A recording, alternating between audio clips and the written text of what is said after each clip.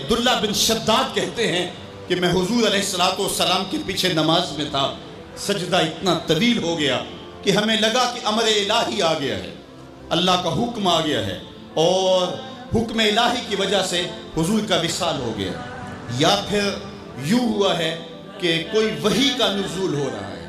کہتے ہیں میں نے تھوڑا سا سر اٹھا کے دیکھا تو کیا منظر دیکھتا ہوں کہ حسین ابن علی حضور کی پشت پہ بیٹھے اور میرے آقا سجدے کو طول دے رہے ہیں۔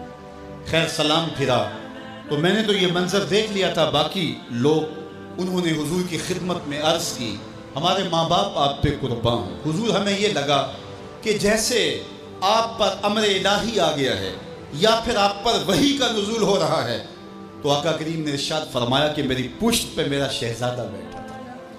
اللہ اکبر، حضور حسین ابن علی کے لیے سجدے کو طول دے رہے ہیں۔ آج اگر سجدے کو طول دیا ہے تو کل ایک لمبا سجدہ پھر حسین نے بھی کیا اور اس سجدے کی لاج نبھائی۔ آپ جانتے ہیں جب حضرت امام حسین کا سر انور دست قاتل نے کاٹا تو اس وقت سر کہاں تھا؟ سجدے میں جھکا۔ اللہ اکبر، سجدے میں سر انور تن نور سے جدا کیا گیا۔ اللہ اکبر۔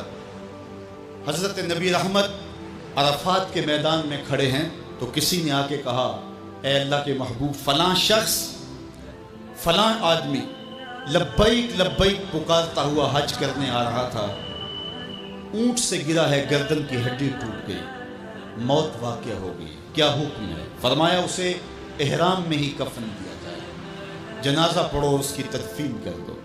اور پھر ارشاد فرمایا کل قیامت کے دن جب قبر سے اٹھایا جائے گا ملبین، اس کے لبوں پہ لبیک اللہم لبیک کی صدائیں ہوں گی، یہ تلبیہ پڑھتا ہوا اٹھے گا، کیونکہ جس حالت میں موت آتی ہے اسی حالت کے اندر وہ اٹھایا جاتا ہے۔ تو یہ حضور کا فرمان سامنے رکھنے کے بعد ذرا میرے جملوں کی طرف غور کیجئے۔ حسین ابن علی کا سر قاتل نے اس وقت کاٹا جب سجدے میں جھکا تھا، اور قبروں سے اٹھائے جائیں گے لیکن حسین ابن علی کا سر سجدے سے اٹھایا جائے گا۔ تو حسین تو آج بھی سجدے میں، اتنا طویل سجدہ کسی نے نہیں کیا جو حسین ابن علی نے کیا۔ سر سجدے میں جھکا کے کہہ رہے ہیں مالک حسین کی قربانیاں قبول کر لے۔ آپ کو وہ منظر بھی یاد ہوگا جب فرشتوں نے کہا تھا مالک حضرت انسان کو اپنا خلیفہ بنا رہے، تیری تسبیح تو ہم بولتے ہیں، سجدے تو ہم کرتے ہیں، قیام و رکوع تو ہم کرتے ہیں، اور یہ انسان تو دھیگا مشتی شر اور فساد کرے گا، تو تو حضرت انسان کو اپنا نائب بنا رہا ہے؟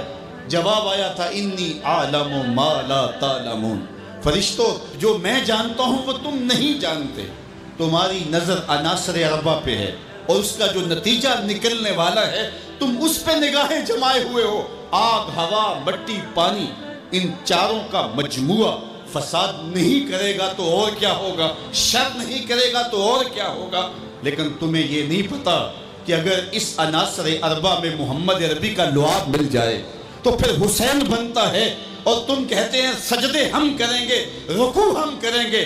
کربلا کے دن رب نے فرشتوں سے کہا ہوگا ذرا جھانک کر کے حسین کے سجدے کی باقی ادا کو تو دیکھو، اور لاؤ سارے سجدے اور حسین ابن علی کے سجدے کو دیکھو۔ سرخروئی کی وہ انوکھی اور البیلی داستان رقم کر کے دنیا والوں کو بتایا کہ سجدے کے یہ بھی انداز ہوتے ہیں، سجدے کا یہ بھی رنگ ہوتا ہے۔ اس پیاسے پر علی شیر خدا کو ناز ہے، اس نواسے پر محمد مصطفیٰ کو ناز ہے۔